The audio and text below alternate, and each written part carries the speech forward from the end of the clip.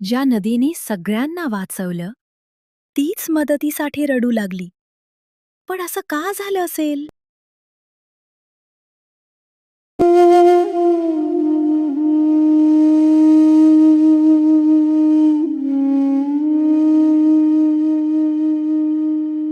एका हिरव्यागार डोंगर रांगांच्या मध्ये एक सुंदर गाव होतं. त्या गावाचं नाव होतं सुखपूर. गाव लहान होतं, पण तिथले लोक मेहनती आणि साधे होते.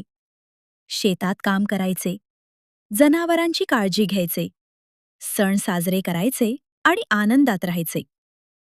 त्या गावाच्या बाजूने एक नदी वाहत होती. तिचं नाव होतं जीवनधारा. जीवनधारा साधी नदी नव्हती. तिच्या पाण्यात अद्भुत जादू होती. जो कोणी त्या पाण्याने अंघोळ करायचा, त्याचे आजार दूर व्हायचे.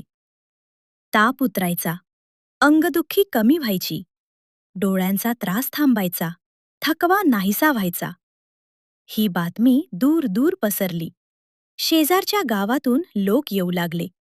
कुणी पाणी भरून नेत असे, कुणी आजारी माणसाला खांद्यावर घेऊन येत असे, तर कुणी फक्त नदीचं दर्शन घेऊन परत जात असे. सुरुवातीला लोक नदीचा आदर करत होते. सकाळी नमस्कार करायचे, फुलं वाहायचे, किनारा स्वच्छ ठेवायचे. पण वेळ गेली आणि लोक बदलले. ज्यांना रोज मदत मिळत होती, त्यांनी मदतीची किंमत विसरली. कोणी प्लास्टिकच्या पिशव्या टाकत असे, कोणी उरलेलं जेवण नदीत फेकत असे, कोणी साबणाने कपडे धुवायचे, कोणी म्हशी नदीत घालून चिखल करायचे, कोणी झाडं तोडून लाकूड नेत असे. नदी मात्र शांत होती. ती रोज सगळ्यांचे रोग बरे करत होती, पण आतून थकत चालली होती. एक दिवस सकाळी सूर्य उगवला. पक्षी गात होते, पण गावात गोंधळ उडाला.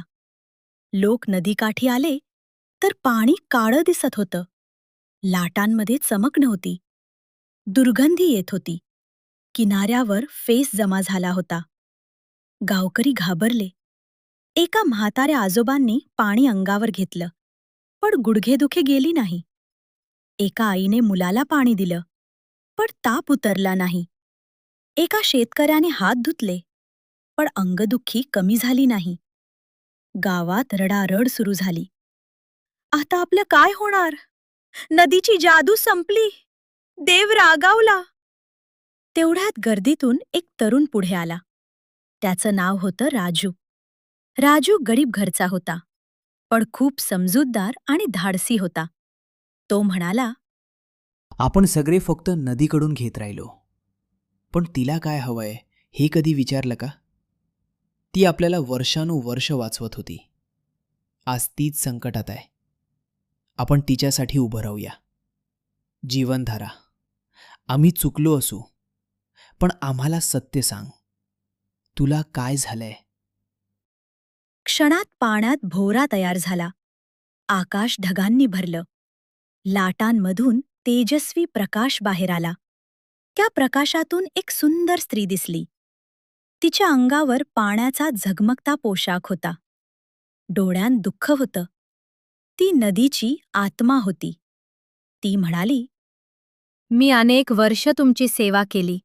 तुमच्या मुलांना वाचवलं, वृद्धांना ताकद दिली, शेतांना पाणी दिलं, पण तुम्ही मला घाण केलं, माझा अपमान केला.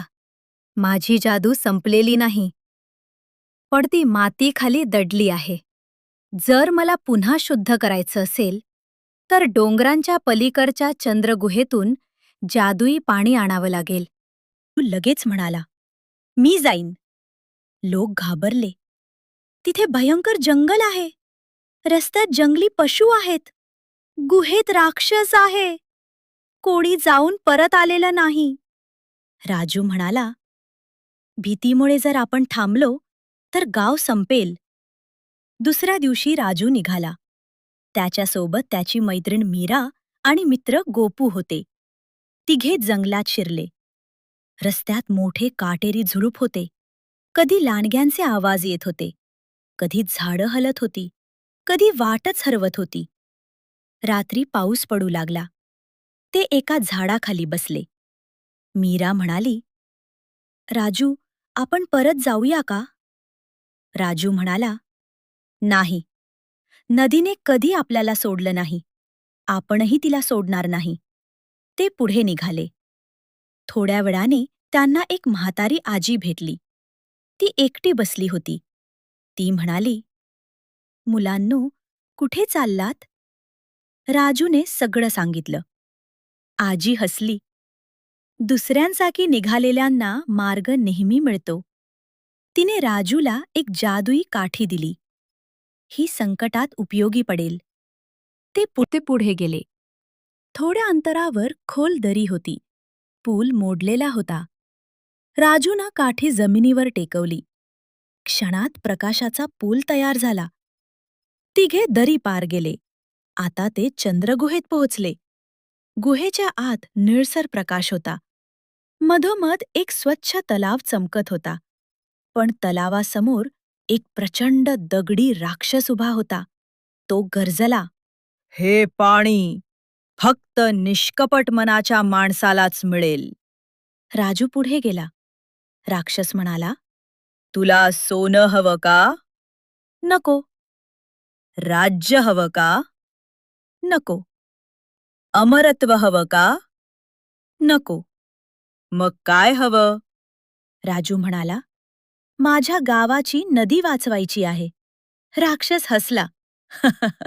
तू परीक्षा जिंकलास. तो बाजूला झाला. राजूनं सोन्याच्या कलशात अमृतधारा पाणी भरलं. तिघे गावाकडे धावत सुटले. गावात सगळे वाट पाहत होते. राजूनं कलशातील पाणी नदीत ओतलं. क्षणात वादळ उठलं. आकाशात वीज चमकली. नदीचा रंग बदलू लागला. काळं पाणी निळं झालं. लाटा सुवर्ण प्रकाशानं चमकू लागल्या. सगळे लोक आनंदानं ओरडले. नदीची आत्मा पुन्हा दिसली. ती म्हणाली, राजू, तू मला वाचवलंस.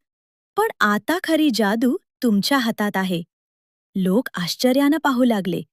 ती म्हणाली, जर पुन्हा घाण केली तर मी पुन्हा आजारी पडेन. जर प्रेमानं जपलं तर मी कायम तुमचं रक्षण करीन.